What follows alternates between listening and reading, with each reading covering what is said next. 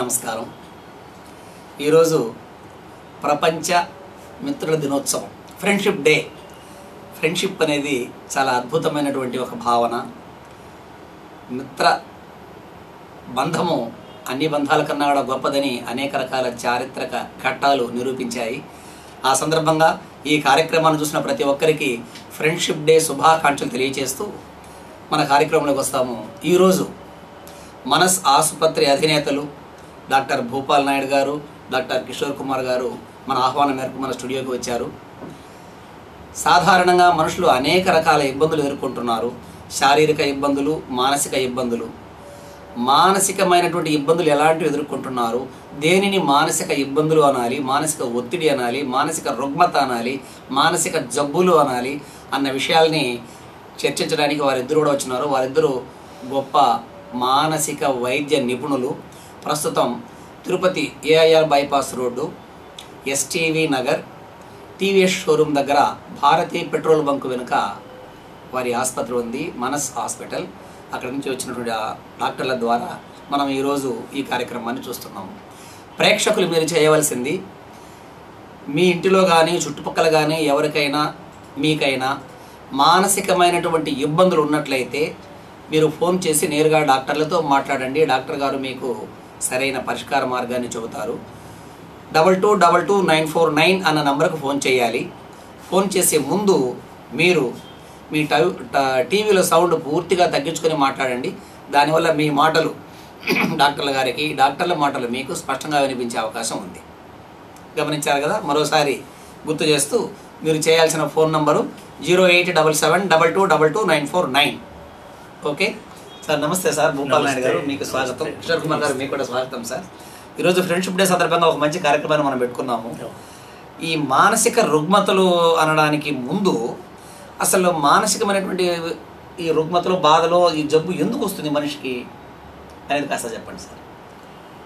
ఈ సరైన మానసిక స్థితిని గురించి మనం మాట్లాడుకోవాలి. మొదట ఏది సరైన మానసిక స్థితి అనేది, తర్వాత మనం దాని గురించి మాట్లాడదాము. చెప్పండి సార్. అది మొదట మనం మానసికంగా ఆరోగ్యంగా ఉన్నాము అని అనుకోవడానికి మనము సంతోషంగా ఉండడము, ఆత్మవిశ్వాసంతో ఉండడము, ఓకే, కార్యోన్ముఖులై ఉండడము, తర్వాత మన చుట్టూ ఉన్న అంటే మన బాధ్యతలు మన పట్ల కానీ, మన కుటుంబం పట్ల కానీ, మన సమాజం పట్ల కానీ, వృత్తి పట్ల కానీ మనం నిర్వహించే బాధ్యతలు సక్రమంగా నిర్వహించడం, ప్రశాంతంగా బ్రతకడం, ఇవన్నీ మనం సరైన మానసిక స్థితి అనుకోవచ్చు.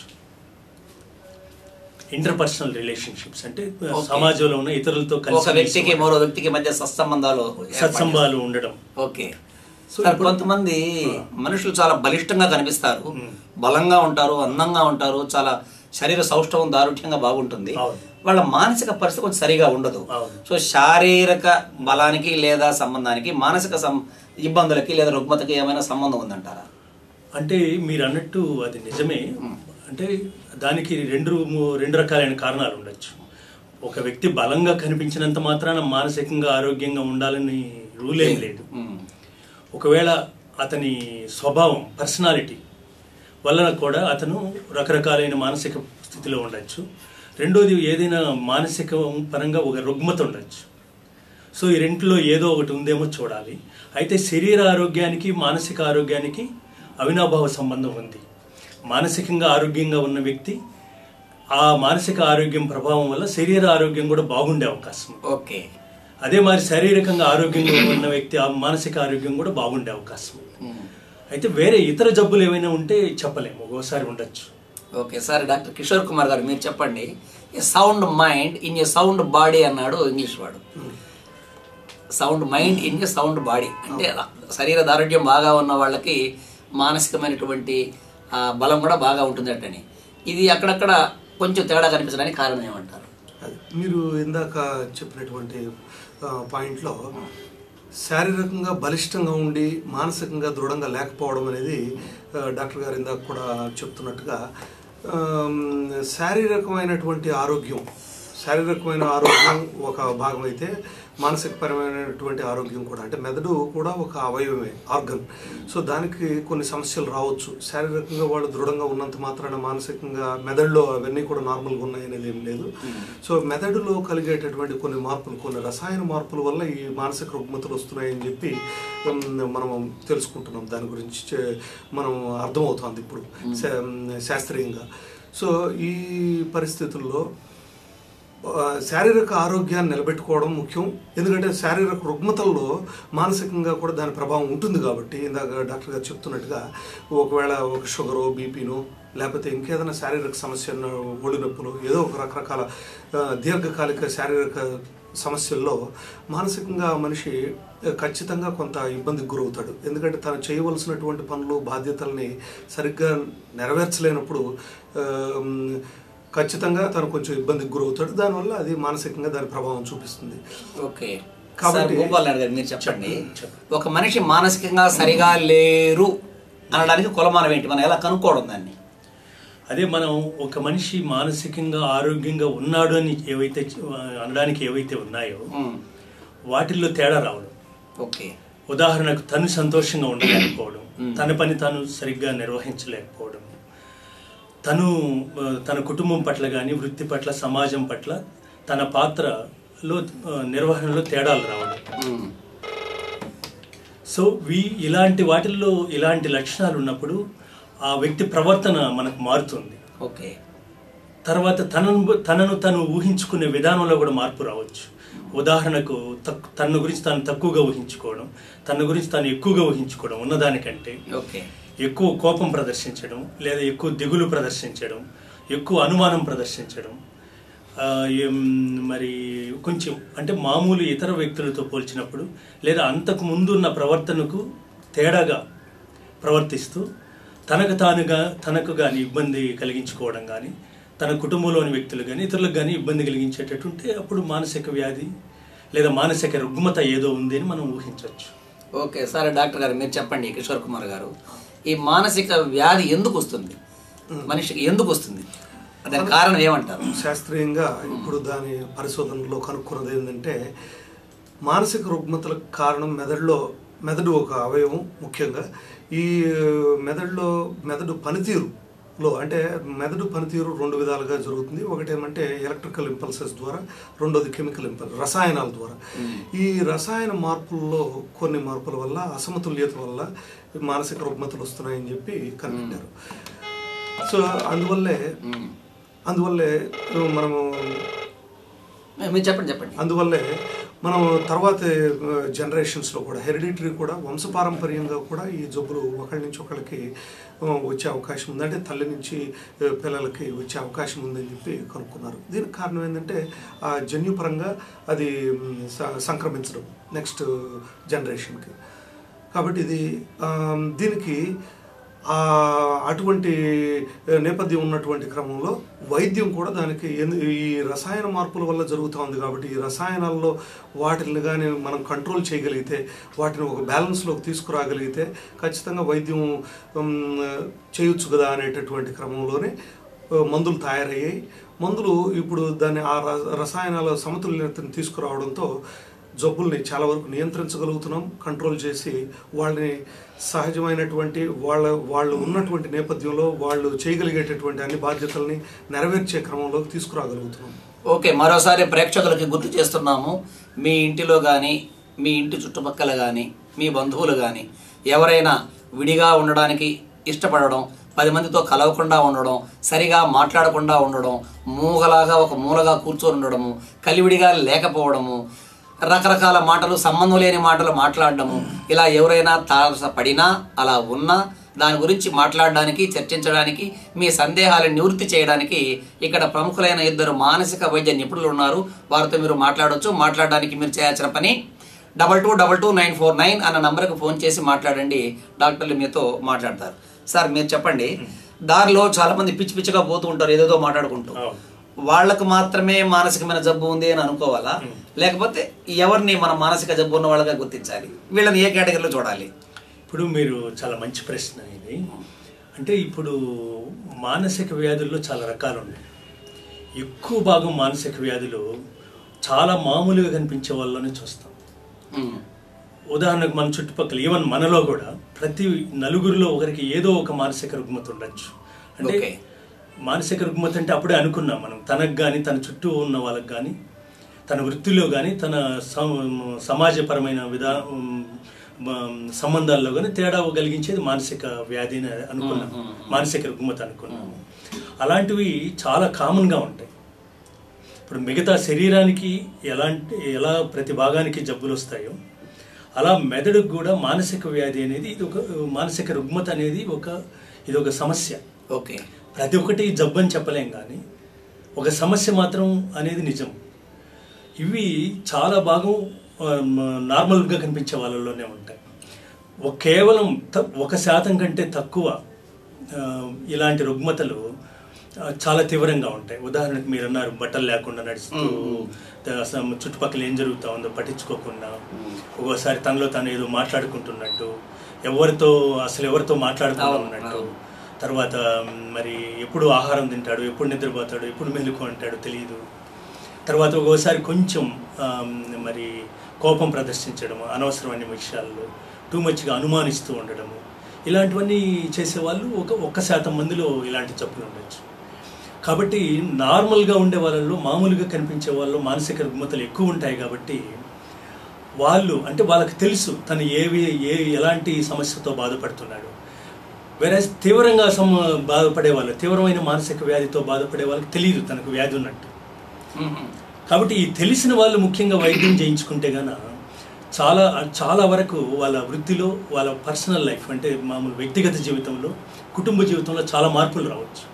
ఈ తీవ్రమైన మానసిక వ్యాధులు సరే, దానికి వైద్యం ఎలాగో తప్పనిసరి, కానీ ఎక్కువ మిస్ అయిపోయేది, ఎక్కువ వైద్యాన్ని నుంచి తప్పించుకునేది, ఎక్కువ వైద్యానికి దూరంగా ఉండేది మానసిక సమస్యలతో బాధపడుతూ మామూలుగా కనిపించేవాళ్ళు, వాళ్ళతోనే ఎక్కువ ప్రాబ్లం.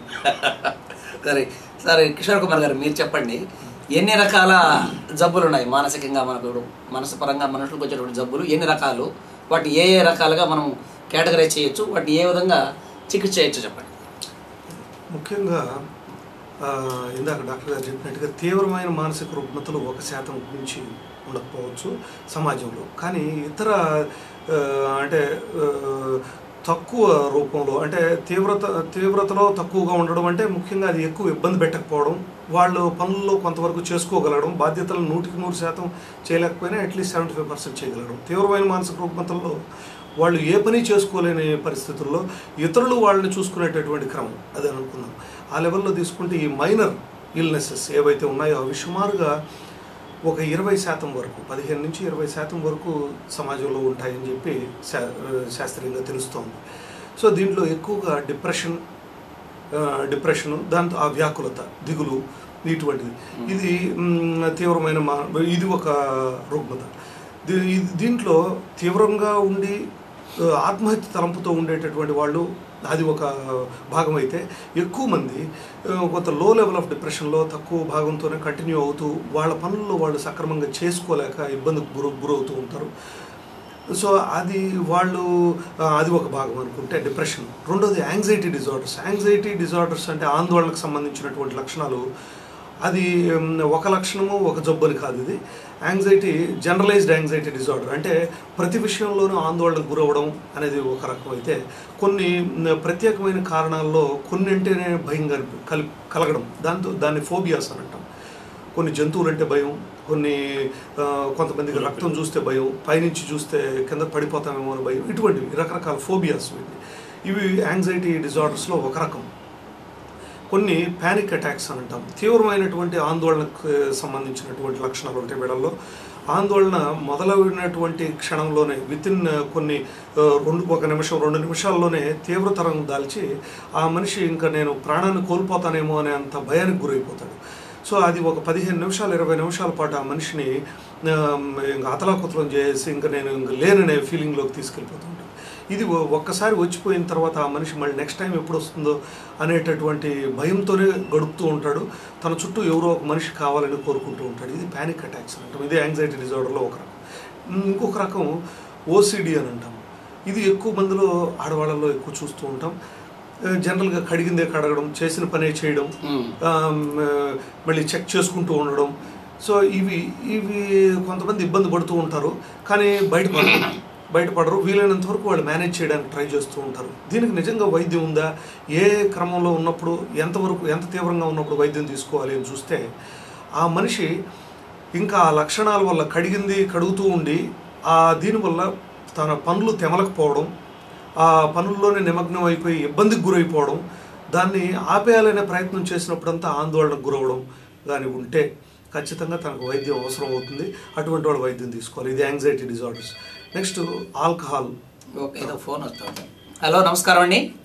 నమస్తే అండి, నా పేరు మూర్తి అండి. మూర్తి గారు చెప్పండి సార్, ఏంటి మీ ప్రాబ్లం? సార్ నాకు ఈ మందు అలవాటు ఉండదు సార్. ఓకే ఓకే ఓకే, సరే సరే సరే. కాకపోతే అది ఒక్కోసారి తాగినప్పుడు కొంచెం డిఫరెంట్ గా ఉండడం కానీ కళ తిరగడం కానీ అలా ఉంటుంది సార్. అది మందు మోతాదు లేదో తీసుకోవాలి, లేదంటే ఎలా సార్ అది? ఓకే, డాక్టర్ చెప్తారు. అంటే ఇది నేను అడదాం అనుకున్నాను, ఈ లోపల అడిగారు మనకి పాయింట్. మళ్ళీ అది కూడా ఒక రకమైనటువంటి మానసిక రుగ్మతే. ఇప్పుడు ఆయన కరెక్ట్ ప్రశ్న వేశారు. ఏమంటే మందు తొలి దశల్లో మిత్రులతో కలిసి మొదలుపెట్టినప్పుడు అది నిజంగా ఎంతో ఆనందాన్ని కలిగించేటటువంటి స్థితి నుంచి కొంతకాలం పాటు రెగ్యులర్గా తరచుగా తీసుకుంటూ దాని మోతాదు ఆ మనిషికి ఎప్పుడైతే సంతృప్తి కలిగించలేకపోతుందో దాని మోతాదును పెంచుకుంటూ పోయే క్రమంలో ఇంకా ఆ మనిషి డోస్ పెంచుకోకపోతే తన ఇబ్బందికి గురవుతాడు. ఇప్పుడు ఆయన చెప్పేది అదే, కొన్ని బిహేవియర్స్ కానీ కొన్ని శారీరకమైనటువంటి ఇబ్బందులు వల్ల తను తీసుకోవాల్సి వస్తుంది. అది తీసుకోకపోతే ఇబ్బందికి గురవుతాడు. సో దీన్ని ఒక డిపెండెన్స్ ఫేజ్ అంటాం, ఫిజికల్ డిపెండెన్స్, ఆధారపడేటటువంటి స్థితికి వచ్చేసాడు.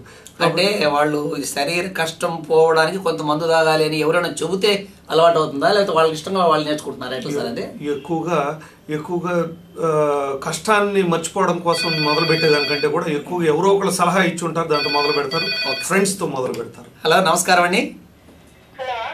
అమ్మా నమస్తే, చెప్పండి అమ్మా. చెప్పండి అమ్మా. ఓకే, మాట్లాడమ్మా, చెప్పండి, వింటున్నాం.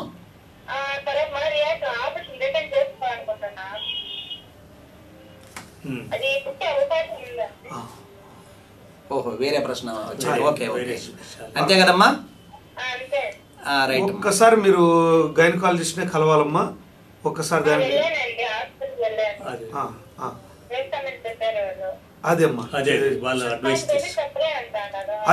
అది కన్ఫర్మేషన్ అనేది ఉండదు. అది ట్యూబల్ రీకానలైజేషన్ అనే ప్రొసీజర్ చేస్తారు, కానీ దానికి ఓపిక్గా మీరు ప్రయత్నం అనేది తీసుకోవాల్సిందే, రిస్క్ అనేది తీసుకోవాల్సిందే.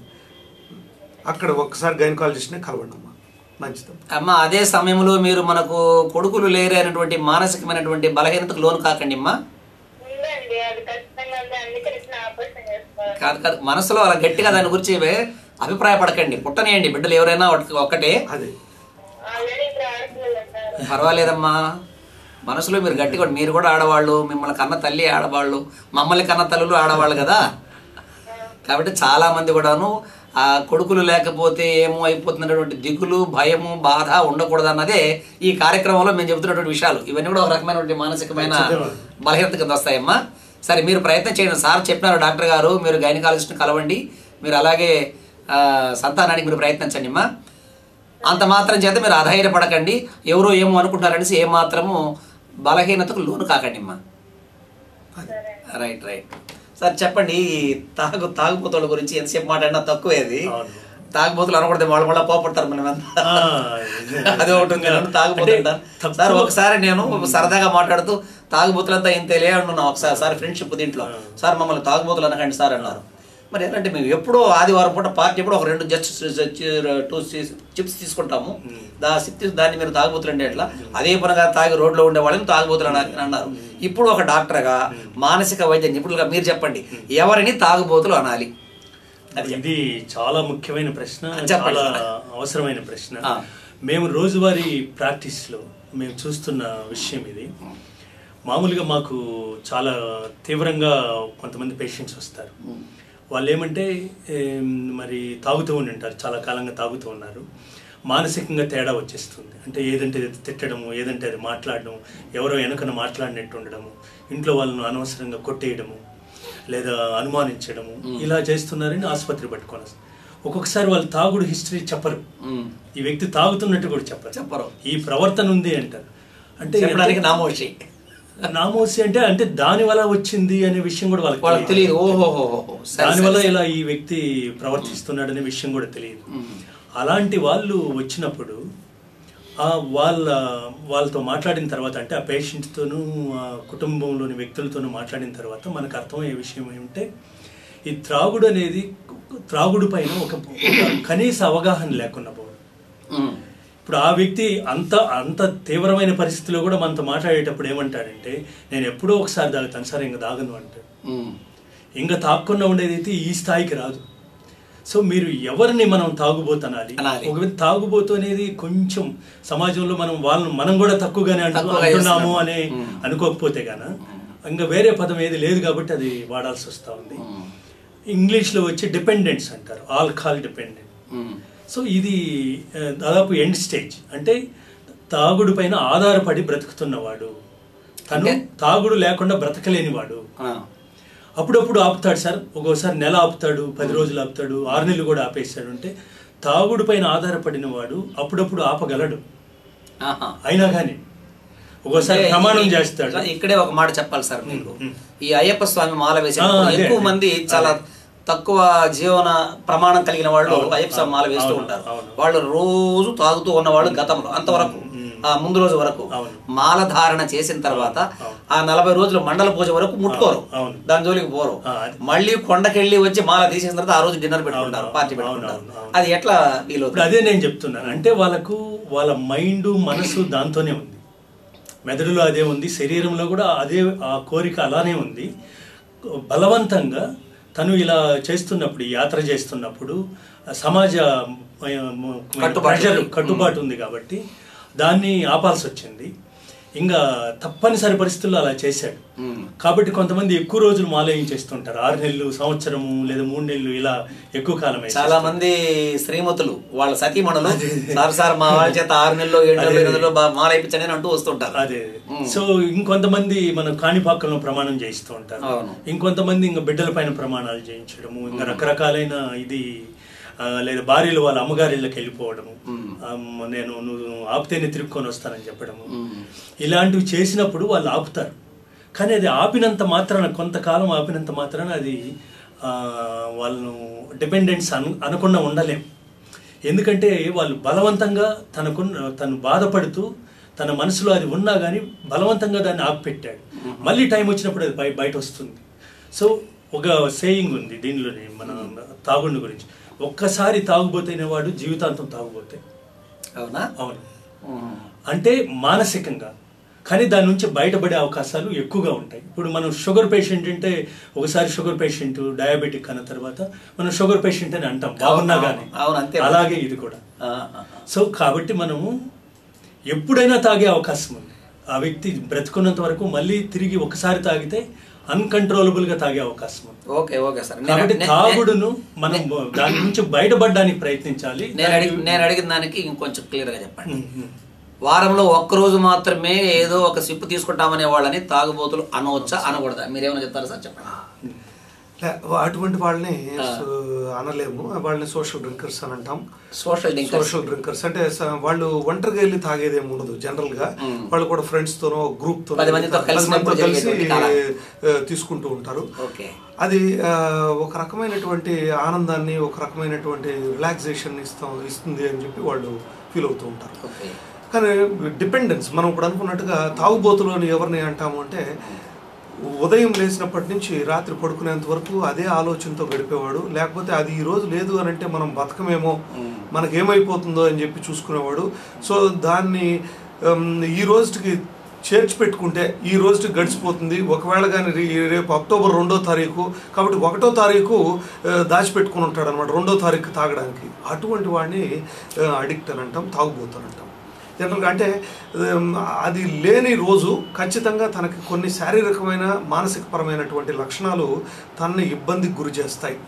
అటువంటి వాళ్ళని తాగుబోతుంది. ఇంకొకటి ఏమంటే తాగుల్లో ఉన్న ఇంకో ప్రత్యేకత అంటే మనం సోషల్ డ్రింకర్స్ అనుకుంటాం. మనం ఉదాహరణకు వారానికి ఒకసారి తాగుతాము, ఇంతే తాగుతామని అనుకుంటాం. Social drinkers maybe white scholars అనుకుంటాం. కానీ దానిలో ఉన్న విశేషం ఏమంటే, సీక్రెట్ ఏమంటే, సోషల్ డ్రింకర్స్ అనుకుంటూ డిపెండెన్స్. ఇట్ లీడ్స్ టు అంటే అక్కడ ఇప్పుడు కొంత తాగిన తర్వాత కంట్రోల్ ఉండదు. మనకు తెలియదు మనం ఇంత తాగుతున్నాం. మళ్ళీ ఇంకో ఫ్రెండ్ ఈ రోజు ఎవరో ఫ్రెండ్ కలిసాడు అనుకోండి, మనం తాగాలనుకుంటే ఫ్రెండ్స్ కలుస్తూనే ఉంటారు. అది ఆ టైం ఏదో ఒకటి క్రియేట్ చేసుకుంటాం.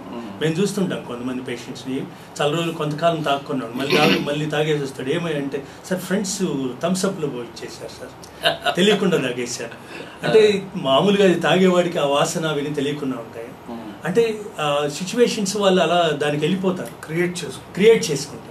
ఎవరో చనిపోయారనో, పండుగ జాతర వచ్చిందనో, లేదా వేరే దేశం నుంచి స్నేహితుడు వచ్చాడనో, లేదా ఇంకా ఇంట్లో పెళ్లి జరిగిందనో, ఏదో ఒకటి సంతోషమైన. ఓకే సార్, అలాగే తాగే వాళ్ళని కూడా, అంటే మందు తాగే వాళ్ళని, బ్రాందీ ఇట్లాంటి మత్తు పానీయాలు తాగే వాళ్ళని మానసిక జబ్బు ఉన్నవాళ్ళు అనవచ్చా అనడానికి అవకాశం ఉంది? అది కూడా ఒక రకమైన మానసిక జబ్బేనా? ఇప్పుడు తాగుడు డాక్టర్ గారు అన్నారు కదా, అప్పుడు డిపెండెన్సీ అంటే ఒక స్థాయి దాటిన తర్వాత తాగుడు ఎప్పుడైతే మన మన మన మనస్తత్వానికి విరుద్ధంగా వెళుతూ ఉందో, కుటుంబంలోని వ్యక్తులు దాంతో బాధపడుతున్నారు, తన జీవిత విధానంలో మార్పు వచ్చిందో, తను చేస్తున్న పని సరిగ్గా చేయలేకపోతున్నాడు, తన భావోద్వేగాలను అదుపులో పెట్టుకోలేకపోతున్నాడు, వద్దనుకున్న తాగుతున్నాడు, అలాంటప్పుడు అది మానసిక వ్యాధి. ఓకే సార్, మీరు చెప్పండి. ఇప్పుడు తాగుబోతుల విషయంలో మాట్లాడినప్పుడు కొంతమంది అదే పనిగా బీడీలు సిగరెట్లు తాగుతూ ఉంటారు, కానీ మత్తు పానీయాలు మందు తాగరు, వాళ్ళు బీడీ సిగరెట్లు మాత్రం తాగుతారు. వాళ్ళని కూడా తాగుబోతులు అనొచ్చా? వాళ్ళు కూడా మానసికమైన జబ్బు ఉన్నవాళ్ళు అనొచ్చా, కూడదా? అది కష్టం. అంటే ఈ ఆల్కహాల్ అనేది ఒక సబ్స్టెన్స్ అని అనుకుంటే, మిగిలినవన్నీ కూడా అంటే స్మోకింగ్ అని కానీ, బీడీ అయినా కావచ్చు, సిగరెట్ అయినా కావచ్చు, లేకపోతే హాన్సు, గుట్కా, పాన్ పరాగు, ఏవైనా సరే, ఇవన్నీ టొబాకోకి సంబంధించిన ప్రోడక్ట్స్ ఇవైనా కానీ, లేకపోతే గంజా అయినా కానీ, ఇతర పదార్థాలు ఏవైనా కూడా ఇవన్నీ మెదడు మీద పనిచేసేవి. మెదడులో కొన్ని మార్పులను తీసుకొచ్చి ఆ మనిషిని కొంచెం ఒక రకమైనటువంటి సంతోషం కలిగించడం కానీ, ఒక రకమైన ప్రశాంతతను కలిగించడం, లేకపోతే ఒక రకమైన ఆనందాన్ని కలిగించడం ఏదో జరుగుతోంది. ఆ మనిషి అది తీసుకున్నప్పుడు కలిగేటటువంటి ఆనందాన్ని కోరుకుంటున్నాడు, మళ్ళీ కూడా అది తీసుకోవాలని తనకు అనిపిస్తూ ఉంది, దానికి కొంత సమయాన్ని వెచ్చిస్తున్నాడు. దానికోసం అవసరమైతే కొంతమందిని కూడా వదులుకోవడానికి రెడీగా ఉన్నాడు. కుటుంబంలో ఇంతమంది కూడా నువ్వు ఆపేయాలి, ఇది దీనివల్ల ఇబ్బంది అవుతుంది అని అన్నా కూడా తను దాన్ని లెక్క చేయకుండా, తన ఆరోగ్యాన్ని గురించి కూడా ఇబ్బంది అవుతుంది అని డాక్టర్లు సలహా చెప్పినా కూడా తీసుకుంటూ ఉంటే అది మానసిక సమస్య. ఓకే, ఇలా మత్తుకి అలాగే ఇతర బీడీ సిగరెట్లు ఇలాంటి పొగ తాగడానికి లోనైన వాళ్ళని బాగు చేయడానికి వైద్యం ఏమన్నా ఉందా సార్ మన దగ్గర? అదే మీరు అన్నారు కదా, ఇప్పుడు ఈ త్రాగుడుకు మిగతా బీడీ సిగరెట్లు లేదా ఇతర పదార్థాలు వాడడానికి ఏమైనా తేడా ఉందని. తేడా లేదు, ముఖ్యంగా అన్ని మానసిక వ్యాధుల కిందే వస్తాయి. ఓకే, ఇది వాడిన వాళ్ళు అది వాడతారు, అది వాడిన వాళ్ళు ఇంకోటి వాడతారు, ఇంకోటి వాడిన వాళ్ళు ఇంకా ఒక వేరేది ఏదన్నా వాడేవారు. అంటే ఒకటి ఆపితే, ఇప్పుడు ఉదాహరణకు తాగుతున్నాడు, మరి తాగుతున్నాడని ఇంట్లో ప్రెషర్ ఉంది, తర్వాత అందరూ అనుకుంటున్నారు, ఆసుపత్రికి తీసుకెళ్లారు, అందరికి తెలిసిపోయింది, కాబట్టి తాగుడు ఆపేశాను నేను, కాబట్టి వేరేది చూసుకుంటాను. ఏది మీరు అన్నట్టు స్మోకింగ్ కానీ, గుట్కాలు కానీ ఇట్లాంటివి. ఇంకా కొంతమంది ఏమంటే మా దగ్గరికి వస్తుంటారు, అది అఫ్కోర్స్ దాని గురించి చెప్పచ్చో చెప్పకూడదు, కొండపైన పనిచేస్తుంటారు. ఓకే, వాళ్ళు కింద ఉన్నప్పుడు తాగుతూ ఉంటారు. ఇప్పుడు కొండపైన ఉద్యోగం లేదా వ్యాపారం ఏదో వచ్చింది చెయ్యాలి, వాళ్ళ పైన తాగకూడదు, కట్టుదిట్టాలు అయిన పద్ధతులు ఉన్నాయి, స్మోక్ చేయకూడదు, మానలేకపోతున్నాడు, అప్పుడు వేరేది అలవాటు చేసుకుంటాడు. ఏం అలవాటు చేసుకుంటాడు? కొన్ని రకాలైన మాత్రలు, కొన్ని రకాలైన దగ్గు మందులు, కొన్ని రకాలైన పెయింట్స్, ఇట్లాంటి వాసన చూడడము, ఇట్లా రకరకాల, అంటే వాటిలో ఏమేమి ఉన్నాయో అన్ని ఇన్వెస్టిగేట్ చేస్తారు. వేరే ఇబ్బంది కలగకుండా, వేరే వాళ్ళకి తెలియకుండా మనం ఏది వాడచ్చు, దాంతో కంటిన్యూ అయిపోతున్నాడు. అంటే అక్కడేమి మానసిక వ్యాధి కంటిన్యూ అవుతుంది. తర్వాత కొన్ని రోజులకి అది బయటపడుతుంది, కుటుంబంలోని వ్యక్తులు, తన చుట్టూ ఉన్న వ్యక్తులు దాన్ని గుర్తిస్తారు, అప్పుడైనా ఆసుపత్రికి రావాల్సి వస్తుంది. ఓకే, ఇది మగవాళ్ళకి సంబంధించి ఇటువంటి రకమైన సార్. ఆడవాళ్ళకి వస్తే కొంతమందికి పల్లెటూళ్ళలో ఎక్కువగా ఈ ఆకు ఒక్కలు ఎక్కువగా నమ్ముతూ ఉంటారు, రోజుకు 3 పూట్లు 4 పూట్లు వేసుకుంటూ ఉంటారు, లేకపోతే వాళ్ళు ఉండలేరు వాళ్ళు. ఇది దేనికి ఎందుకు వస్తుంది? ఇప్పుడు అది కూడా ఆకు ఒక్క అనేది రెండు వాటిని దానిలో చేర్చలేదు, కానీ దానిలో వాడే పొగాకు కానీ, పొగాకు కట్టెలు కానీ, దానిలో వాడే దుగ్గు కానీ ఈ పొగాకుకున్న గుణం దానిలో ఇది టొబాకో కాబట్టి దానిలో నికోటిన్ ఉంటుంది కాబట్టి అది అడిక్టింగ్ సబ్స్టెన్స్, అది త్రాగుడు లాగానే అది కూడా. సో అది కూడా సిగరెట్ తాగినంత సమానమే. కాబట్టి అది కూడా వ్యాధి కింద లెక్క, అది చాలా తీవ్రమైన వ్యాధి కింద లెక్క. ఉదాహరణకు మనం ఏ క్యాన్సర్ ఆసుపత్రికి పోయినా 80% పైగా, ఈవెన్ 90% పైగా చీక్ క్యాన్సర్స్ లాంటి పొగాకు వాడే వాళ్ళనే వస్తాయి. అంటే స్మోకర్స్లో కానీ, ఈ గుట్కాలు వాడే వాళ్ళలో కానీ, ఈ పొగాకు కట్టెలు నమిలే వాళ్ళలో కానీ, దుగ్గు ఇట్లాంటివి నమిలే వాళ్ళలో కానీ, వీళ్ళలో ఎక్కువ ఓరల్ క్యాన్సర్స్ ఉంటాయి. Okay sir, doctor Kishore Kumar గారు మీరు చెప్పండి. చాలా ఆరోగ్యంగా ఉంటారు, వాళ్ళకి ఎటువంటి మానసికమైన జబ్బులు లేదు, రాత్రికి రాత్రి వాళ్ళకి ఏదో బాధ కలిగిందని ఉరివేసుకోవడమో లేకపోతే ఆత్మహత్య చేసుకుంటూ ఉంటారు. అంతవరకు బాగా ఉన్న వ్యక్తి ఎందుకని అలా చచ్చిపోవడానికి నిర్ణయం తీసుకుంటాడు? ఇది కూడా ఒక రకమైన మానసిక జబ్బు అనొచ్చా, క్షణికావేశం అనొచ్చా? దాన్ని ఏ కేటగిరీ కింద చూడాలి? ఎక్కువగా అటువంటివి చూడము జనరల్గా, ఎందుకంటే అది ఇంపల్సివ్ సూసైడల్ అటెంప్ట్స్ అంటాం. అంటే సడన్గా ఒక ఉద్రేకానికి లోనయ్యి ఒక చిన్న ఘర్షణతో, భార్యాభర్తల మధ్య ఉండేటటువంటి ఒక ఘర్షణతో రావడం అనేది. కానీ దీనికి ఖచ్చితంగా బ్యాక్గ్రౌండ్లో కొంతకాలంగా ఆ మనిషి సంతోషంగా లేకపోవడం, వ్యాకులతతో ఉండడం, ఆందోళనతో ఉండడం, లేకపోతే ఒత్తిడికి గురై ఉండడం, ఏదో ఒకటి ఒక బ్యాక్గ్రౌండ్లో ఉంటుంది. దానిపైన ఇది ఎక్స్ట్రా పడడంతో దాన్ని తట్టుకోలేని పరిస్థితిలోకి వెళ్ళిపోయి ఆ స్థితికి వెళ్తారు. జనరల్గా సడన్గా చేయడం అంటూ ఏముండదు. Planned, unplanned. ప్లాన్డ్ అనుకున్నట్టు ఎప్పటి నుంచినో ప్లాన్ చేసుకునేటివి, అన్ప్లాన్డ్ అనేటివి డాక్టర్ గారు అన్నట్టు ఇంపల్సివ్ సూసైడ్స్. అది కూడా అంటే వాళ్ళ మనస్తత్వాన్ని బట్టి కూడా ఉండొచ్చు. అది ఒక్కోసారి పర్సనాలిటీ డిజార్డర్స్ అంటారు కదా. అంటే కొంతమంది మనం అప్పుడప్పుడు పేపర్లో చూస్తూ ఉంటాము, టీవీలో చూస్తూ ఉంటాము, కడుపు నొప్పి తట్టుకోలేకుండా పురుగు మందు తాగి చచ్చిపోయిందనో, అది నిజంగానే అది నొప్పిని తాళలేకుండా చేసుకోవడం అనుకోవాలి, అది మానసికమైన జబ్బు కింద వస్తుందా? అంటే నొప్పిని తాళలేకుండా పోయినంత మాత్రాన సూసైడ్ చేసుకోవాల్సిన అవసరం లేదు మామూలుగా అయితే. ఎందుకంటే వైద్యుల దగ్గరికి వెళ్ళడమో లేదా ఆసుపత్రికి వెళ్ళడమో చేయొచ్చు, దానికి వేరే ఏం చేయాలనేది ఆలోచించవచ్చు. కానీ సూసైడ్ చేసుకుంటున్నాడు అంటే అది తప్పకుండా అది ఆ వ్యక్తి ఒక మానసిక స్థితిని చూడాలి. ఆ స్థితిలో లోపాలు ఉండడం వల్ల అది మానసిక వ్యాధే కావాల్సిన అవసరం లేదు, ఏదో ఒక తేడా ఉండొచ్చు. ఉదాహరణకు మనం అప్పుడే అనుకున్నాం, స్వభావంలో తేడా, ఆలోచించే విధానంలో తేడా, ఆ సమస్యను తీసుకునే విధానంలో తేడా, సమస్య తీవ్రతను అంచనా వేయడంలో తేడా.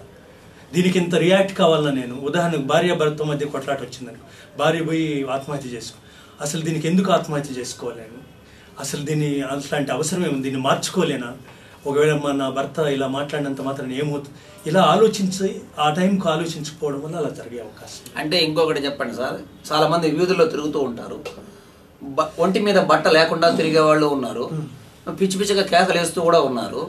అంటే వాళ్ళకి ఒంటి మీద బట్ట కట్టుకోవాలన్న ధ్యాస లేకుండా ఉంటున్నారా, లేకపోతే ఏ స్థితిలో వాళ్ళు అలా ఉండగలుగుతున్నారు? అది ఒక తీవ్రమైన మానసిక రుగ్మత, దీన్ని షిజోఫ్రెనియా అంటాం. దీంట్లో మెదడులో ఉండేటటువంటి కొన్ని రసాయన మార్పుల వల్ల వాళ్ళు ఉన్నటువంటి స్థితి వాళ్ళకి తెలియదు. కాబట్టి వాళ్ళ ఒంటి మీద బట్టల గురించి వాళ్ళు ఆలోచించే పరిస్థితి కాదు. ఈ చుట్టూ ఉండేటటువంటి వాతావరణాన్ని వాళ్ళు ఏమాత్రం లెక్క పెట్టరు, గమనించుకోరు. వాళ్ళు వాళ్ళ లోకంలో వాళ్ళు ఉంటారు. వాళ్ళకి ఏదో కొన్ని భ్రాంతులు, భ్రమలు ఉంటాయి. ఆ భ్రాంతుల్లో జీవిస్తూ ఉంటారు. ఎవరో వాళ్ళతో సంభాషిస్తున్నట్టుగా, ఇతర గ్రహాల్లో ఉండే వాళ్ళతో మాట్లాడుతున్నట్టుగా, వాళ్ళకి ఏదో సందేశాలు పంపిస్తున్నట్టుగా, వాళ్ళతో వీళ్ళు ఇంటరాక్ట్ అవుతున్నట్టుగా ఉంటారు. లేకపోతే ఏదో దేవుడు వాళ్ళతో మాట్లాడుతున్నట్టుగాను. సో దానికి సమాధానం చెప్తూ అట్ట గడిపేస్తూ మాట్లాడుకుంటూ వెళ్ళిపోతూ ఉంటారు. నిన్ననే చూసినాను, ఒక అతను ఒక కరెంట్ స్తంభాన్ని ఇలా చూస్తూ నిన్ను వదిలిపెట్టను చూడు నిన్ను అంతు చూస్తాను అని విపరీతంగా తిడుతున్నాడు. కరెంట్ స్తంభాన్ని చూస్తూ. అది అతని మనసులో ఏమై ఉండవచ్చు దాని గురించి? మోస్ట్లీ అది తనకి ఆ భ్రాంతిలో తనకి వేరే రూపంలో కనిపిస్తూ ఉంది, లేకపోతే స్తంభం రూపంలో మారిపోయినట్టుగాను, తను అనుకున్నటువంటి ఆ విలన్ క్యారెక్టర్ ఏదో తనకి ఇబ్బంది కలిగిస్తున్నటువంటి ఇది క్యారెక్టర్ ఆ స్తంభం రూపంలో ఉన్నట్టుగాను కనిపిస్తూనే ఉంటుంది. దాన్ని అలా చెప్తూ ఉండొచ్చు. సో ఇవన్నీ వాళ్ళ లోకంలో వాళ్ళు ఉండడం వల్ల అలా సంభాషిస్తూ ఉంటారు. కాబట్టి వాళ్ళ యొక్క స్థితిగతులను వాళ్ళు ఏమాత్రం గమనించుకునే పరిస్థితిలో ఉండరు. ఓకే సార్, మానసిక రుగ్మతలకు శరీరానికి ఎటువంటి సంబంధం ఉంటుంది, ఇబ్బందులు ఉంటుంది, ఏ విధంగా దానికి ఇంటర్లింక్డ్ అయి ఉంటుంది? అదే మనం అప్పుడే అనుకున్నాము, మానసిక వ్యాధులకు శారీరక వ్యాధులు, శారీరక వ్యాధులకు మానసిక వ్యాధులు కలిసి ఉండొచ్చు అనేసి. కానీ మనకు కొన్ని రకాలైన వ్యాధులు, ఉదాహరణకు మెదడుకు సంబంధించిన కొన్ని వ్యాధులు, ఇప్పుడు ఉదాహరణకు బ్రెయిన్ ట్యూమర్స్ కానీ, లేదంటే మన ఇవి డిమెన్షియా లాంటి వ్యాధులు, అంటే ఈ క్షీణత, మెదడు క్షీణించినప్పుడు కొన్ని వ్యాధులు కానీ, తర్వాత పార్కిన్సోనిజం అని, ఇలా రకరకాలైన మెదడుకు సంబంధించిన వ్యాధుల్లో మానసిక వ్యాధి లక్షణాలు రావచ్చు. అదే మాదిరి మెదడు సరిగ్గా డెవలప్మెంటల్ డిలేస్ అంటాం మనం, అంటే మానసిక మాంద్యత, బుద్ధి మాంద్యత కలిగిన పిల్లల్లో కూడా ఇలాంటి మానసిక అంటే ప్రవర్తనలో కొన్ని లోపాలు కనిపించవచ్చు, తేడాలు కనిపించవచ్చు. అదే మాదిరి శారీరకమైన వ్యాధులు కొన్ని మానసిక వ్యాధులకు దారితీయచ్చు. ఉదాహరణకు డాక్టర్ గారు అన్నట్టు మరి డయాబెటీస్ లాంటివి, చక్కెర వ్యాధి లాంటివి, తర్వాత కొన్ని బీపీ ఇలాంటివి కూడా దానికి కారణం అవ్వచ్చు. అదే మాదిరి మానసిక వ్యాధుల వలన కానీ, మానసిక ఒత్తిడి వలన కానీ మనకు ఉదాహరణ పెప్టిక్ అల్సరు, ఆస్మా, కొన్ని రకాలైన చర్మ వ్యాధులు, సోరియాసిస్ లాంటివి, ఇలాంటివన్నీ ఎక్కువ అవ్వచ్చు లేదా అవి రావచ్చు. అంటే ఆ వ్యాధికి కారణం ఇదే అవ్వచ్చు, మానసిక ఒత్తిడి కారణం కావచ్చు, లేదా దానివల్ల ఎక్కువైనా కావచ్చు శారీరక వ్యాధి. సో వీటి పట్ల అవినాభావ సంబంధం అయితే ఉంది. ఓకే, ప్రేక్షకులకు మరోసారి గుర్తు చేస్తున్నాము, మానసిక వైద్య నిపుణులు, మనస్ ఆసుపత్రి అధినేతలు ఇక్కడ మన దగ్గర ఉన్నారు. మీరు ఫోన్లో మాట్లాడాలనుకుంటే మీ పేరు చెప్పక్కర్లేదు, ఎక్కడి నుంచి మాట్లాడుతున్నప్పుడు చెప్పక్కర్లేదు. ఇది ఒక సమస్యగా కూడా ఉంది, కొంతమంది మాట్లాడడానికి జంకడం. ఎస్, మీరేమి బాధపడకండి, భయపడకండి. అదే నేను అడగదలుచుకున్నాను. చాలా మంది డాక్టర్లకు రావడానికే, మీ దగ్గరికి రావడానికే జంకుతారు. పోతే ఏమవుతుందో, పలా చోటు పోతే ఏమి అక్కడ కనిపించినవే, నీకేమైనా అది ఉందా, ఇట్లా సైగ చేయడం అని చేస్తున్నారు సార్ అని కొంతమంది నాతో చెప్పినారు వ్యక్తిగతంగానే. అలాంటిది ఎందుకు వస్తుంది, వాళ్ళని ఏ విధంగా మనం బాగు చేయాలి చెప్పండి. అదే ఇంతకు ముందు కాలం అంటే కొన్ని దశాబ్దాల క్రితం మానసిక జబ్బుకి ఎటువంటి వైద్యం లేదు, ఈ మానసిక జబ్బు ఒక క్యారెక్టర్లో వీక్నెస్, ఆ మనిషికి ఉన్నటువంటి ఒక రకమైన వీక్నెస్ లాంటిది, లేకపోతే ఇది దెయ్యాలనో భూతాలనో ఇటువంటి వాటి యొక్క ప్రమేయం వల్ల వస్తూ ఉంది ఇవన్నీ అనుకునేవాళ్ళు. కానీ సైన్స్ ఎంతో డెవలప్ అయింది. ఇప్పుడు మానసిక జబ్బులు అంటే ముఖ్యంగా మనం గుర్తించాల్సింది, తొలి నుంచి మనం అనుకుంటున్నట్టుగా మెదడు నుంచి మనకి ఆ సందేశాలు కానీ ఏమైనా కానీ. హలో, నమస్కారం అండి సార్. నమస్తే, చెప్పండి సార్, మీ ప్రాబ్లం ఏంటి?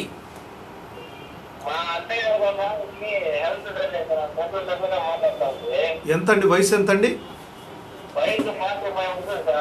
45. చెప్పండి, ఏం మాట్లాడుతూ?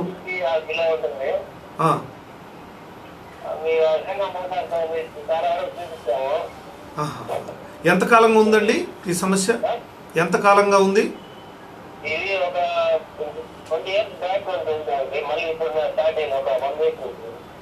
ఓకే ఓకే, అంటే మధ్యలో బాగుండింది. ఇది అంటే ఇప్పుడు ఆమె పని ఆమె చేసుకోలేకపోతా ఉందా?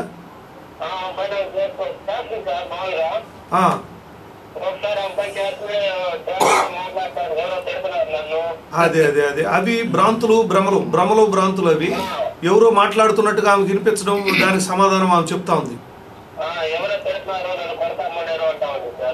లేదా దీనికి వైద్యం ఉందండి, దీనికి వైద్యం ఉంది. ఒకసారి మీరు సైకియాట్రిస్ట్ కనిపిస్తే, లేదు మన హాస్పిటల్కి వచ్చినా కూడా దీనికి సరైన వైద్యం కానీ పడితే ఖచ్చితంగా ఈ కంట్రోల్లోకి వస్తుంది. డిలే చేయొద్దండి. సో ఇందాక మనం అనుకుంటున్నటువంటి క్రమంలో సిగ్నల్స్ మెదడు పరంగా మెదడుని ఒక అవయవంగా మనం గుర్తించడం లేదు. ఇప్పుడు ఊపిరితిత్తులు ఎలాగో, లేకపోతే గుండె ఎలాగో, మూత్రపిండాలు ఎలాగో, మూత్రపిండాలుకి సంబంధించి ఏదైనా సమస్య వచ్చింది అని చెప్పి గుర్తించడానికి రక్త పరీక్ష చేసి చూసుకుంటాం, స్కాన్ చేసి చూసుకుంటాం. గుండెకి సంబంధించి ఏదైనా ఇది వచ్చిందంటే, ఇబ్బంది వచ్చిందంటే ఈసీజీ తీస్తాం, ఎకో తీస్తాం, రకరకాల టెస్టులు చేసి కనుక్కుంటాం. కానీ మెదడుకు సంబంధించింది స్కాన్ తీస్తే కనిపెట్టగలిగేటటువంటి పరిస్థితి కాదు.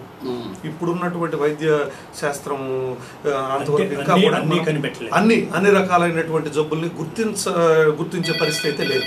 కానీ ఈ మెదడులో ఉండే ఫోన్ చూసి. హలో, నమస్కారం అండి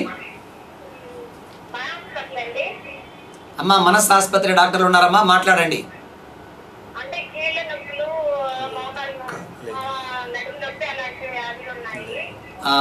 దానికి కాదు,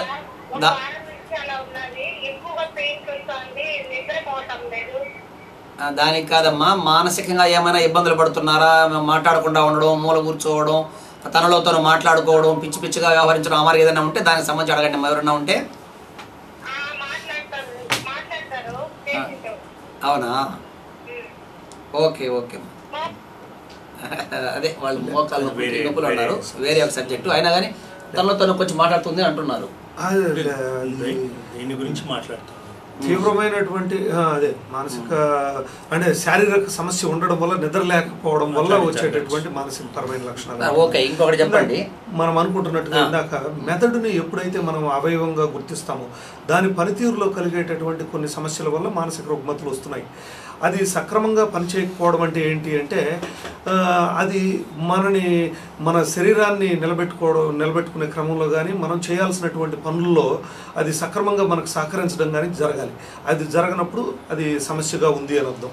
సో మెదడులో కలిగేటటువంటి కొన్ని రసాయన మార్పుల వల్ల ఈ ఇబ్బంది కలుగుతూ ఉంది, ఈ మానసిక రుగ్మతలు వస్తున్నాయి అనేది గుర్తించగలిగాం. దానికి వైద్యాన్ని కనుక్కోగలిగారు. ఇప్పుడు ఖచ్చితంగా ఇప్పుడు ఉండేటటువంటి మానసిక సమస్యల్లో 75 నుంచి 90% వరకు మానసిక రుగ్మతల్ని మనం లొంగదీసేటటువంటి క్రమంలో మనం ఉన్నాం. ఇప్పుడుండే వైద్యం ఉంది.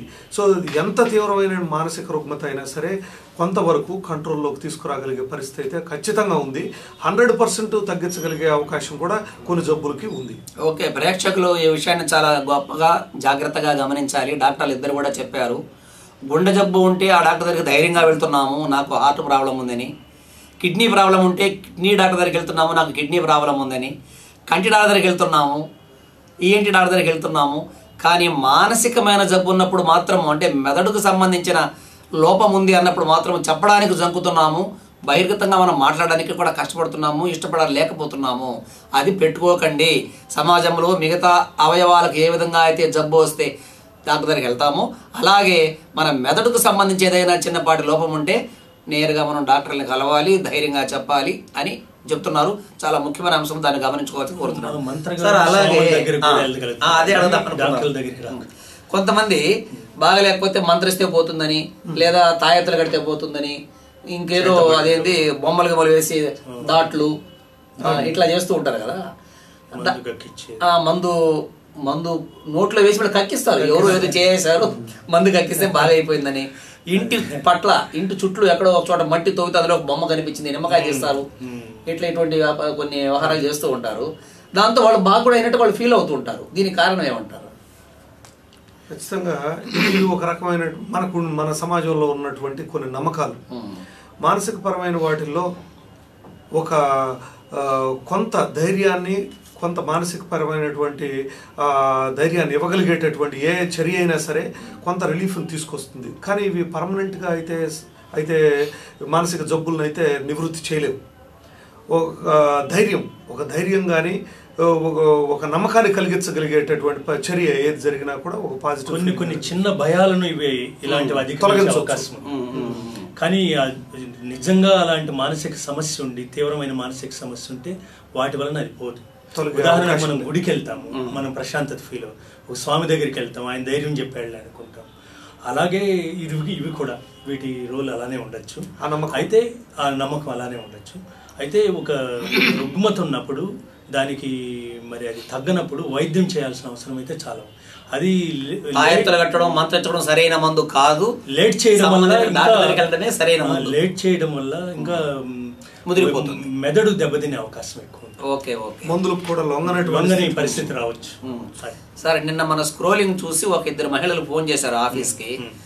రేపు డాక్టర్లు గారు వస్తారు కదా సార్, మేము మాట్లాడడానికి కొంచెం నాకు ఇబ్బందిగా ఉంది, మాట్లాడలేకపోతాము, కౌన్సిలింగ్ ఎప్పుడు చేస్తారు చెబితే మేము నేరుగా వెళ్ళి ఆదివారం తప్ప మిగతా రోజులు. ఏ టైం నుంచి ఎక్కడికి సార్? 10 నుంచి. అమ్మా, నిన్న నాకు ఫోన్ చేసిన మహిళా మణులు జాగ్రత్తగా గమనించండి దయచేసి. రేపు ఉదయం 10 గంటల నుంచి ఎస్టీవీ నగర్ దగ్గర మన భారతీయ పెట్రోల్ బంక్ వెనక టీవీఎస్ షోరూమ్ దగ్గర ఉన్నటువంటి మనస్ ఆసుపత్రికి 10 గంటలకు వెళ్ళండి. 10 గంటల నుంచి వాళ్ళు సాయంత్రం 9 వరకు అందుబాటులో ఉంటారు. మీరు కౌన్సిలింగ్ తీసుకోవచ్చు. ఇప్పుడు ఫోన్ చేయడానికి నాకు నామోషి కదని నిన్ననే మీరు చెప్పారమ్మా, అందుకనే మీకు విషయం చెప్తున్నాము. చాలామంది కూడా ఆ అభిప్రాయం వ్యక్తం చేశారు. ఫోన్ చేసి మాట్లాడడానికి కొంత రకంగా ఉంది సార్, నేరుగా వెళ్ళి డాక్టర్ గారిని కలవాలన్నది మాత్రం చాలా ఫోన్లు వచ్చినాయి మాకు. నేనే తీసుకున్నాను, అన్ని ఫోన్లు తీసుకున్నాను, ఇట్లా ఉంది అన్నారు. అది గమనించుకోండి సార్. తర్వాత ఇంకో విషయం చెప్పండి, ఈ మాత్రలు వేసుకోవడం అన్ని కూడా నిద్ర మాత్రలు, ఎక్కువగా నిద్రపోతూ ఉంటారు. ఈ మానసికమైనటువంటి వాళ్ళకి ఇచ్చే మాత్రలన్నీ దాదాపుగా నిద్ర మాత్రలాగా పనిచేస్తున్నాయి, ఎప్పుడు నిద్రపోతూ ఉంటారు పడుకొని. అవి నిద్ర మాత్రలేనా లేకపోతే ఏమి దాని ప్రభావం ఎట్లా ఉంటుంది? మామూలుగా మా దగ్గరకు వచ్చే మానసిక సమస్యలతో వచ్చే వాళ్ళు మేము ఒక్కటి ముఖ్యంగా చూస్తుంటాం, రోగుల్లో కానీ లేదంటే ఆ కుటుంబంలోని వ్యక్తుల్లో కానీ. అదేమి లక్షణం అంటే, ఈ మానసిక వ్యాధితో లేదా మానసిక రుగ్మతతో బాధపడుతున్న వ్యక్తి ఇంట్లో వాళ్ళను ఇబ్బంది పెట్టడం కానీ, కొట్టడం కానీ, తిట్టడం కానీ భరించలేని స్థాయికి వచ్చినప్పుడు కానీ మన దగ్గర తీసుకొని వస్తారు. వాళ్ళు అంటే ఇప్పుడు ముందుగా రారు, తేడా ఉన్నా కానీ రారు, ఏదో కావాల్సి కన్నా చేస్తున్నాడను, లేదా ఏదో అదే పోతుందిలేనో, లేదా ఇంకెవరో ఏదో చేశారనో, పక్కింటో లేదో అన్నారు కాబట్టి ఈయన ఇలా మాట్లాడుతున్నాడు, ఇలా అనుకుంటూ పోతుంటారు. తర్వాత ఈ తీవ్రమైన స్థాయిలో ఇంకా నలుగురు కలిసి పట్టుకొని రావడము, లేదా పెద్ద ఎత్తున మరి ఆందోళన పడుతూ కుటుంబంలోని వ్యక్తులందరూ రావడము, మీరు అన్నట్టు ఒక్కోసారి ఆత్మహత్య అటెంప్ట్ చేసినప్పుడు అలాంటప్పుడు తీసుకొని వస్తుంటారు. అప్పుడు మనం మందులు వేసి ఇవి తగ్గిస్తాం. మందు వేసి తగ్గించడం తర్వాత ఈ వ్యాధుల్లో చాలా వాటికి కొంతకాలము ఒక కోర్సు అంటే ఒక పద్ధతి ప్రకారం వాడాలి. ఉదాహరణకు డిప్రెషన్ అనేది ఒక ఎపిసోడ్ ఒకసారి వస్తే 6 నెలల నుంచి 9 నెలల వరకు మందులు వాడాలి. ఇంకా రెండో ఎపిసోడ్ వస్తే కనీసం 2 ఏళ్ళు వాడాలి, అంతకంటే ఎక్కువ వస్తే ఇంకా వాడాలి. అలా ఉంటుంది దానికి. సో వీళ్ళు ఈ లక్షణాలు కొన్ని రోజుల్లో తగ్గిపోతాయి. ఉదాహరణకు 1 నెల, 2 నెలల్లో, 3 నెలల్లో తగ్గిపోయాను, మళ్ళీ ఎందుకు వాడాలి మందులు? సో ఇది ప్రశ్న. ఇక్కడ సందేహం సార్, మీరు చెప్పండి దానికి. బీపీ ఉన్నవాళ్ళు, షుగర్ ఉన్నవాళ్ళు జీవితాంతం మందులు మాత్రలు వేసుకోవాల్సిందే అంటారు. అలాగే మానసిక జబ్బులు ఉన్న వాళ్ళు కూడా జీవితాంతం మందులు వాడాల్సిందే అంటారు. మధ్యలో నయమై మందులు వాడాల్సిన పరిస్థితి ఆగిపోయే అవసరం ఉందా? అన్ని రకాల జబ్బులకి జీవితకాలం మందులు వాడాల్సిన అవసరం లేదు. మానసిక జబ్బుల్లో కొన్ని జబ్బులకి కొంతకాల పరిమితి ఉంది. ఒక 3 నెలలు, 6 నెలలు, కొన్ని 9 నెలల వరకు, కొన్ని సంవత్సరం వరకు, కొన్ని 3 ఏళ్ల వరకు.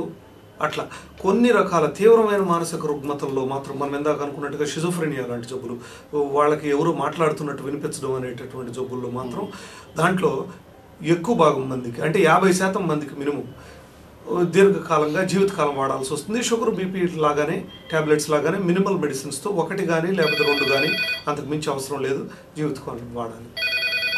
హలో, నమస్కారం అండి సార్. చెప్పండి సార్, మీ పేరు చెప్పక్కర్లేదు, ఏం మీ ప్రాబ్లం చెప్పండి సార్. తలనొప్పి ఎక్కువగా ఉందా? ఎంత అండి మీ వయసు? ఎంత అండి? మీ వయసు ఎంత అండి? ఏం చేస్తూ ఉంటారు? టైలరింగ్. ఓకే. తలనొప్పి ఎంతకాలంగా ఉంది? మీకు చూపు ఎట్లా ఉందండి? చేశారు, బాగానే ఉంది. నైట్ నిద్ర పడుతుందా? నైట్ నిద్ర పడుతుందా? రాత్రి నిద్ర? ఆలోచన ఏమన్నా తీవ్రత ఉందా? ఆలోచన తీవ్రత కానీ ఆందోళన కానీ ఏమైనా ఉందా?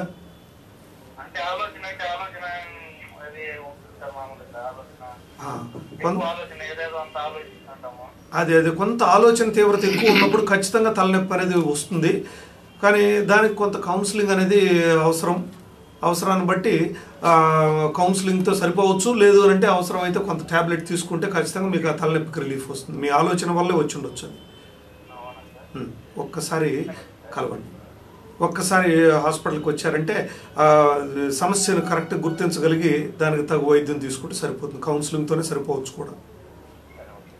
ఓకేనండి. ఇప్పుడు అదే మనం కొంతకాలం ఈ మందులు వాడిన తర్వాత ఏమవుతుంది? ఇంకా 5 నిమిషాలు మాత్రమే సమయం ఉంది. ఈలో ఎవరైనా ఫోన్ చేయాలనుకుంటే వెంటనే చేయొచ్చు. ఆ తర్వాత కావాలంటే డాక్టర్ గారిని కలవచ్చు. చెప్పండి. ఇప్పుడు కొంతకాలం వాడిన తర్వాత ఈ లక్షణాలు తగ్గుతాయి.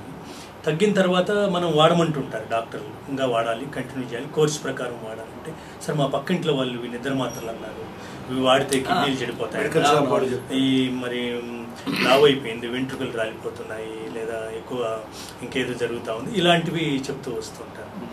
అంటే డాక్టర్ గారు అన్నట్టు అన్ని వ్యాధుల్లోనూ ఎక్కువ కాలం వాడాల్సిన అవసరం లేదు. ఓకే. కానీ కొన్ని వ్యాధుల్లో వాడక తప్పదు, ఎందుకంటే అది మళ్ళీ వచ్చే అవకాశం ఉంటుంది. మళ్ళీ వచ్చే అవకాశం, దాంతో బాధతో పాటు దానివల్ల బ్రెయిన్ డ్యామేజ్ ఉంటుంది, దానివల్ల మందులు పనిచేయకుండా పోయే అవకాశం, దానివల్ల భవిష్యత్తు దెబ్బతినే అవకాశం. ముఖ్యంగా యంగ్స్టర్స్లో అంటే 18 నుంచి 30 ఏళ్ళ లోపల ఉండే వాళ్ళలో మంచి ఉచ్చ దశలో ఉన్నప్పుడు ఇలాంటివి జబ్బు వచ్చినప్పుడు వైద్యంగా నెగ్లెక్ట్ చేస్తే జీవితాంతం కొంత ఇబ్బంది ఉండే అవకాశం. హలో, నమస్కారం అండి. సార్ నమస్కారం సార్. సార్ చెప్పండి సార్, మీ ప్రాబ్లం ఏంటి? ప్రాబ్లం అంటే ఏం లేదు సార్, కొద్దిగా కళ్ళు మంటగా ఉన్నట్టు ఉంటుంది సార్, మెయిన్ ఎక్కువ. ఇంకొకటి అరికాలలో కొద్దిగా అంటే జీవ పెరిగినట్టు ఉంటుంది సార్ మెయిన్. నెక్స్ట్ కొద్దిగా తలపైన కొద్దిగా ఏదో టెన్షన్ మనం తలనొప్పి పైన నొప్పి అన్నట్టు వస్తే కొద్దిగా మళ్ళీ రిలాక్స్ చేసుకుంటే ఆటోమేటిక్ నొప్పి తగ్గిపోతుంది సార్ తలనొప్పి. ఏంటి పరిష్కారం అంటే కళ్ళు బాగా అంటే మనం ఇప్పుడు యూరిన్ పోసినప్పుడు మంటగా ఉంటుంది సార్ మెయిన్ సార్. ఓకే, మీ వయసు ఎంత అండి? చాలా మంది ఏమంటారంటే వేడి వేడి అంటారు. మీ వయసు ఎంత అండి? నా వయసు 33 సార్. 33. మీకు ఇంకేదన్నా శారీరక సమస్యలు ఏమైనా ఉన్నాయా? అట్లాంటి ఏం లేదు సార్, ఇంకా మామూలు. ఓకే, ఏం చేస్తూ ఉంటారు మీరు? జాబ్ చేస్తాను సార్, షేర్ మార్కెట్ దాంట్లో కార్వేస్ కార్పొరేషన్ కంపెనీలో బ్రాంచ్ మేనేజర్ గా పనిచేస్తాను. ఓకే ఓకే, స్ట్రెస్ ఉంది ఖచ్చితంగా, మీరు ఉన్నటువంటి ఫీల్డ్ కొంత స్ట్రెస్ ఉంది. వాటర్ బాగానే తీసుకుంటారండి? తీసుకుంటాను sir, water morning half litre తాగేస్తాను, వాకింగ్ వెళ్తాను. ఓకే ఓకే, కొంచెం కొంత శారీరకంగా కొంచెం కొన్ని ఎక్సర్సైజెస్ చేయడము, యోగా మెడిటేషన్ లాంటిది ఏదైనా చేయడం మంచిదేనండి. మీ స్ట్రెస్ కొంచెం రిలీవ్ అయితే వీటిలో కొంత రిలీఫ్ రావచ్చు అనుకుంటా. కొంత ఆరోగ్యపరంగా మీకు కొంచెం ఆందోళన అయితే ఉంది, మరి దానికి తగ్గట్టుగా మీ వయసుకు తగ్గట్టుగా ఏదైనా కొన్ని మాస్టర్ చెకప్స్ లాంటివి చేసుకోవడం మంచిదే. ఏం కంగారు పడాల్సిన ఇదేం కనిపించడం లేదు మీరు చెప్పే లక్షణాల్లో. ఓకే సార్, ఈ కొంతమంది మానసిక జబ్బులకి మందులు వాడేవాళ్ళు, అయ్యో మా అమ్మాయి లేదా అబ్బాయి పలానా మందులు వాడుతున్నారు, పెళ్ళిళ్ళు అవుతాయా, లేదా పెళ్లి చేసుకోవచ్చా చేసుకోకూడదా, పెళ్లి చేసుకుంటే బిడ్డలు ఆరోగ్యంగా పుడతారా, లేకపోతే ఏమైనా ఇబ్బందులు ఉంటాయని అడుగుతూ ఉంటారు. దానికి మీరు మంచి సలహా చెప్పండి సార్. అంటే కొన్ని రకాలైన మానసిక వ్యాధులు లేదా రుగ్మతలు తరువాత తరాలకు సంక్రమించే అవకాశం ఉంది. ఈ మానసిక వ్యాధులు వచ్చిన వాళ్ళు ఈ ఫోన్ చూద్దాం. హలో, నమస్కారం అండి. హలో సార్, నమస్తే, చెప్పండి సార్. నమస్కారం సార్. చెప్పండి సార్. ఇప్పుడు నా వైఫ్ 6-7 ఏళ్ళుగా ఫిజియోథెరపీ ఉంది సార్. సార్, టీవీలో సౌండ్ తగ్గించుకోవాలి మీరు. హలో, సౌండ్ తగ్గించుకోవాలి సార్, పూర్తిగా తగ్గించేసి మాట్లాడండి.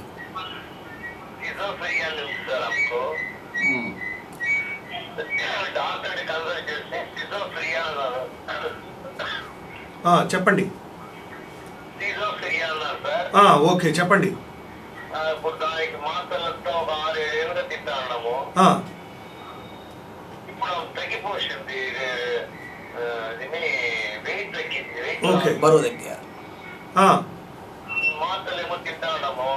అన్ని టెస్ట్లు చేయించినాము, అబ్బాయి పోయి అది టెస్ట్ చేయించినాం సార్, అన్ని నార్మల్ అదే మిగిలిన మనం ఇప్పుడు టార్చ్ దేని మీదకి వేస్తే అదే కనిపిస్తుంది, అంతేగాని మనం చుట్టూ చూసుకుంటా ఉంటే ఉపయోగం లేదు. ఇది మెదడుకు సంబంధించింది కాబట్టి మిగిలిన రక్త పరీక్షలు, మిగిలిన అవయవాలకు సంబంధించిన అన్ని పరీక్షల్లో నార్మల్ అనే అనిపించవచ్చు.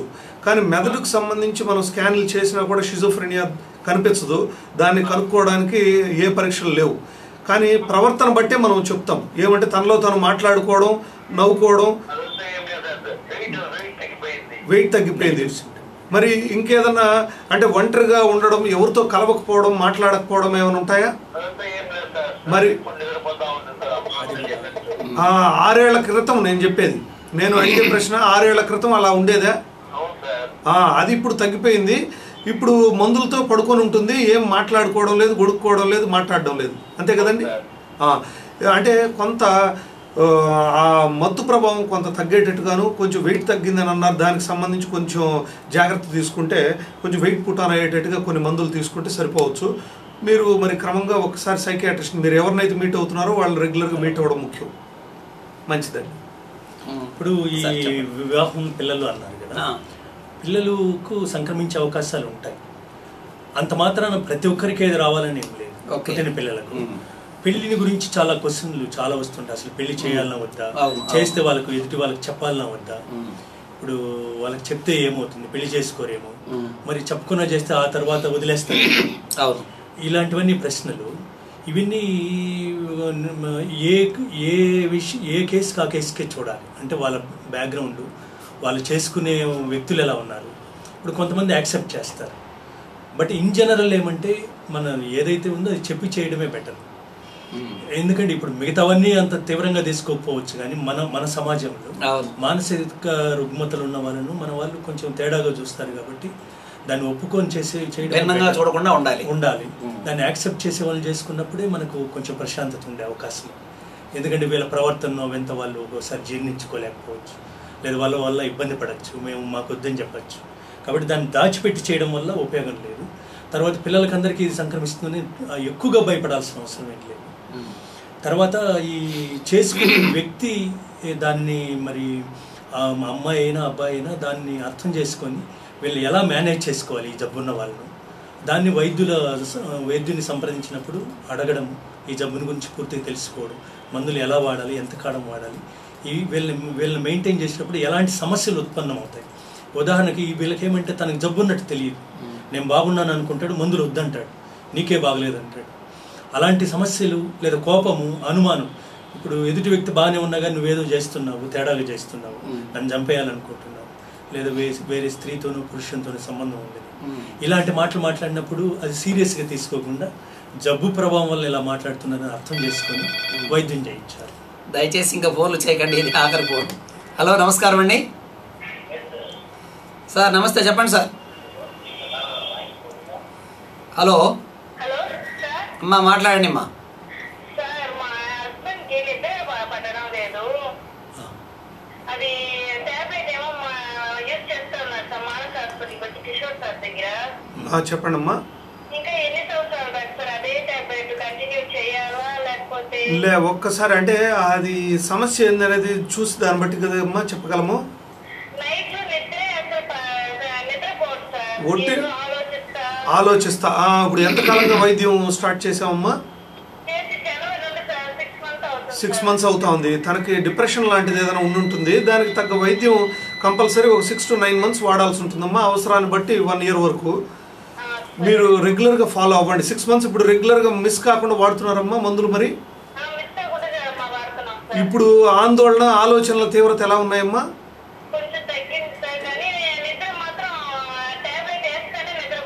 అలా చెక్ చేసుకోవద్దండి. ముఖ్యంగా ఏంటంటే మందులు ఇచ్చేటటువంటి మందుల్లో మానసిక పరమైనటువంటి జబ్బుని, రుగ్మతని, లేకపోతే లక్షణాలను తగ్గించడంతో పాటు నిద్రకు కూడా కొంత కల్పిస్తాం. సడన్గా నిలిపేసినప్పుడు నిద్ర రాదు, ఆలోచనలు ఎక్కువైపోతాయి, ఇంకా గందరగోళానికి గురవుతాడు. కాబట్టి రెగ్యులర్గా 1 రోజు 2 రోజులు మందులు ఉండగానే రావడం, క్రమం తప్పకుండా వాడుతూ వస్తే క్రమంగా స్లోగా తగ్గిస్తూ వస్తాం డోసెస్ని. సరేనమ్మా? సో కొన్ని మందులు 6 నెలలు వాడాలి, కొన్ని మందులు 2 ఏళ్ళు వాడాలి. కాబట్టి మీరు రెగ్యులర్గా రావడం ముఖ్యం. సో ఆ మందుల్ని మోతాదులు మారుస్తూ వస్తాం, స్లోగా తగ్గిస్తూ వస్తాం అమ్మా. మోస్ట్లీ ఇంకొక 3 నెలలు 4 నెలలు వాడాల్సి రావచ్చు అనుకుంటా. మీ ఆయనకు చెప్పినటువంటి లక్షణాలకి రండి, రెగ్యులర్గా రండి. ఓకే, ఈ కార్యక్రమాన్ని ముగించే ముందు ఒక 2 ముఖ్యమైన విషయాలు చెప్పాలి ప్రేక్షకులకి. సిటీ కేబుల్ GTPL సంస్థతో అనుబంధంగా ఉన్నది. డిసెంబర్ 31 లోపు ప్రతి ఒక్కరూ సెట్ టాప్ బాక్సులు అమర్చుకోవాలి. ఆ తర్వాత ఇప్పుడు వస్తున్న ప్రసారాలు రావు. దయచేసి ప్రతి ఒక్కరు కూడాను మీ కేబుల్ ఆపరేటర్లను సంప్రదించి సెట్ టాప్ బాక్సులను వెంటనే తీసుకొని సెట్ చేసుకోండి. డిసెంబర్ 31 తర్వాత వేరే మొత్తం మారిపోతాయి. బాక్సు లేకపోతే మన ఇంట్లో టీవీ పనిచేయదు అనేటువంటి స్థితి వస్తుంది. ఇది ఎవరో చేస్తున్న కార్యక్రమం కాదు, భారతదేశ ప్రభుత్వం పెట్టినటువంటి చట్ట ప్రకారం ఇది జరుగుతూ ఉంది. 3వ దశలో 120 ప్రాంతాలకి చిత్తూరు జిల్లాలో ఈ సెట్టాప్ బాక్స్ పెట్టుకుంటేనే సిగ్నల్స్ వచ్చేటట్టుగా భారత ప్రభుత్వం చట్టం చేసింది. కాబట్టి దయచేసి అందరూ కూడా మీ కేబుల్ ఆపరేటర్లను సంప్రదించి బాక్సుల్ని సెట్ చేసుకోండి. ఒక రకమైన బాక్స్ ఏమో 1300 రూపాయల చిల్లర ఉంది, ఒక రకం వచ్చి 2000 చిల్లర ఉంది. అది మీ కేబుల్ ఆపరేటర్ సంప్రదించి వాళ్ళని జాగ్రత్తగా చూసుకోండి. హలో, నమస్కారం అండి. హలో, నమస్తే, చెప్పండి సార్.